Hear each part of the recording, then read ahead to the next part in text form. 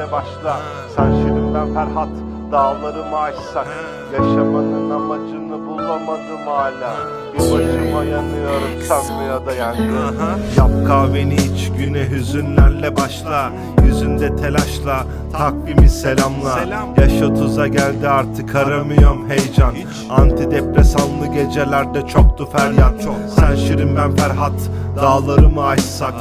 İki beden tek hayale sığar mıydı aşkla?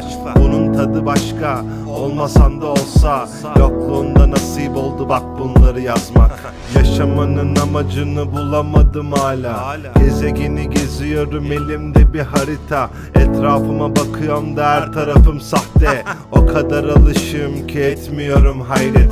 Bir başıma yanıyorum, sönmüyor da yangın. Yanan bir adama göre gayet soğuk tavrım.